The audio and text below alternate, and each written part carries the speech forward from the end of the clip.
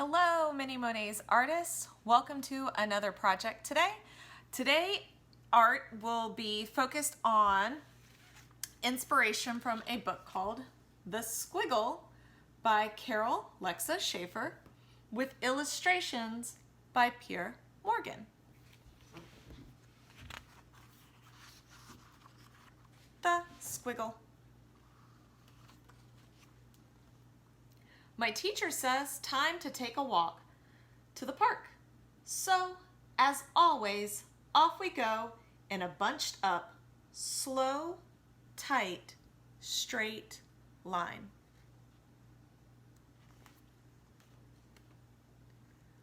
I am last. No one else sees what I see on the sidewalk. If I move my hand, can you see what she sees?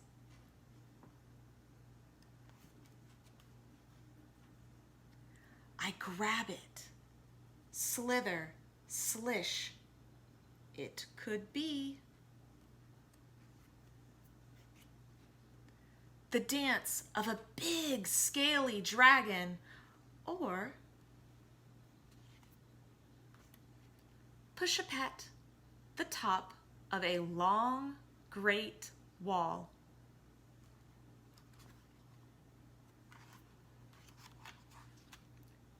Snap, ta-da! Maybe it's the path of a circus acrobat. Or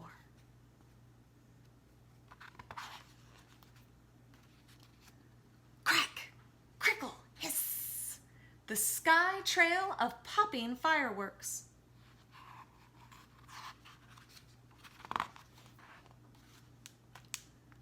Tug, kaboom! It might be the poof of a stormy thundercloud, or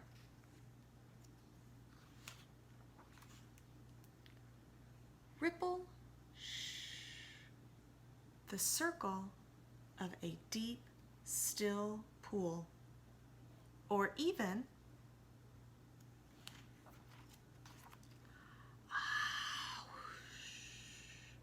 the rise of the full, fat moon.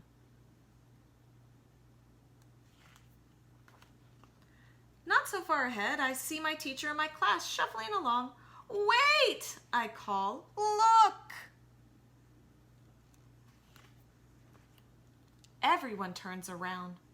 I show the dragon, the wall, the acrobat. The fireworks, the storm cloud, the pool, and the moon. Everyone is smiling. Hooray! They cheer and grab on too. Then off we go to the park in our slither slish, push a pat, snap, ta-da, crack, crickle, hiss, tug, kaboom, ripple, shh, ah, whoosh.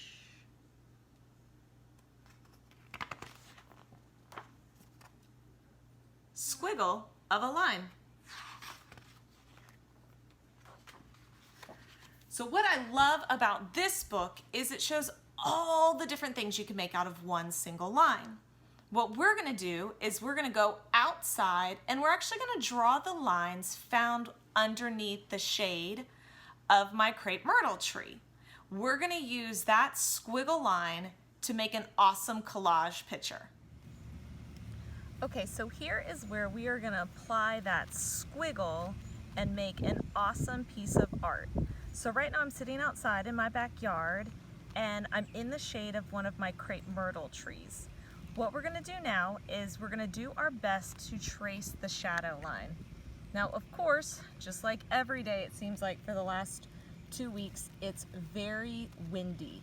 So I'm going to do my best to make a squiggle line that follows the shadow, even as it shakes and moves.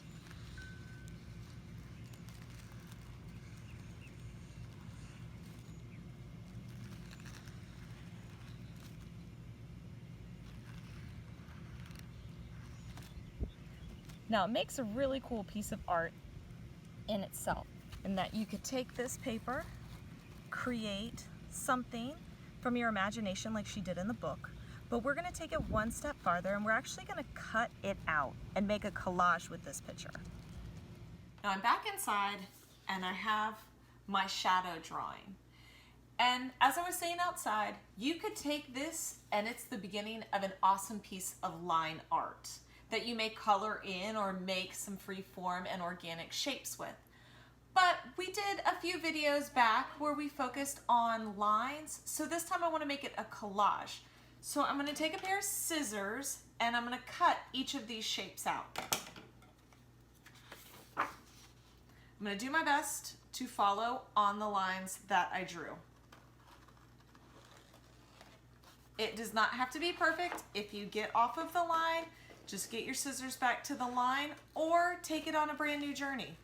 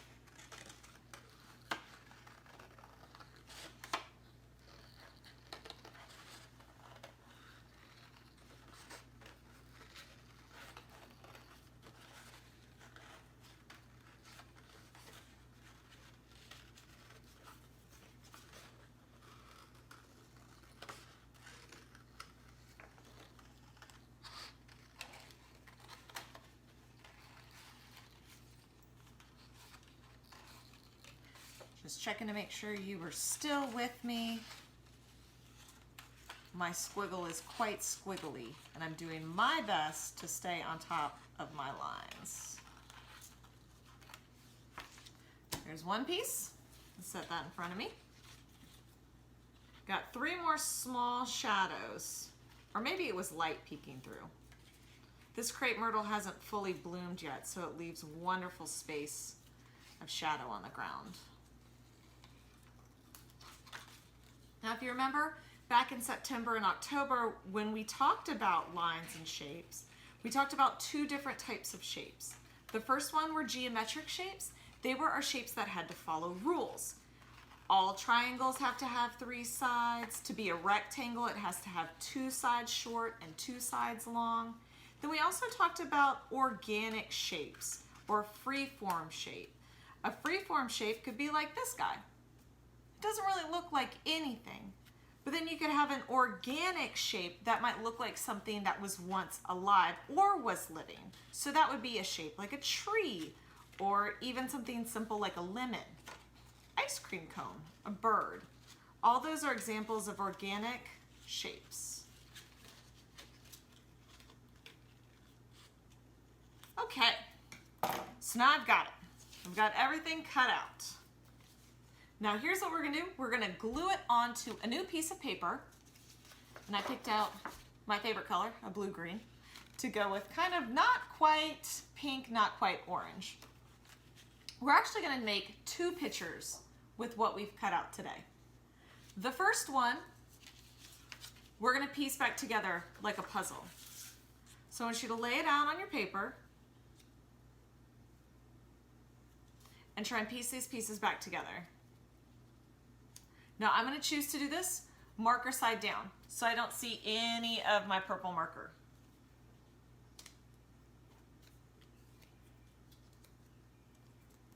And then my last big piece here. So I've completely covered up this aqua paper.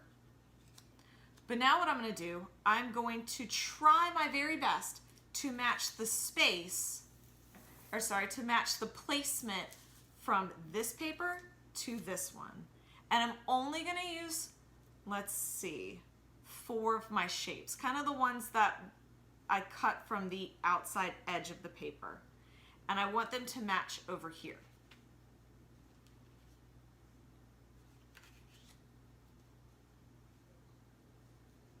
Try and leave them as best. This was over this top corner here. I'm doing my very best to keep it where you can see it on my camera.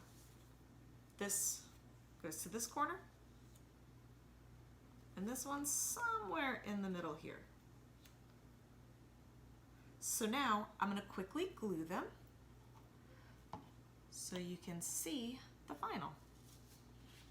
I'm going to flip it over, paint all my glue on the side that had the purple marker because I don't want it to be seen on my final one.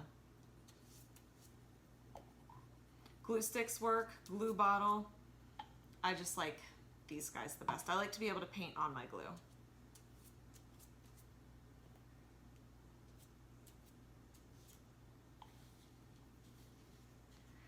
Then I'm going to do my best to stick it back on. I have one corner that I'll use as my guide. The rest I've got a few sides. Got that one down. I'm going to quickly do this here. Again, using the corners for my guides for my placement for these shadow shapes that I cut out.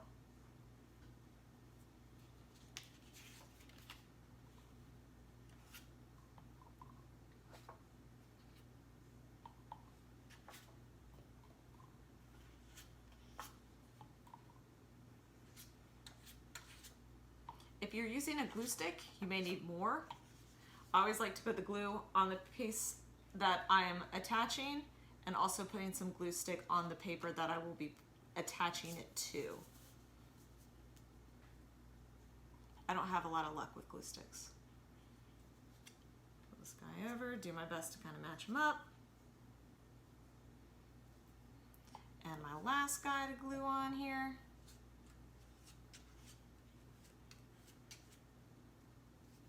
He was on a corner, fits so nicely right there. Give them one more press down so they don't fall off when I show you my final. So now, from our squiggle and our shadow, we have now made two complementary pictures. So they look awesome on their own, whichever one you choose, but then they work as a pair. And you could hang them up on the wall any which way you want to. I hope you have enjoyed this project today. I look forward to seeing you soon. Remember, send me some pictures, minimonets@gmail.com or #minimonetsart.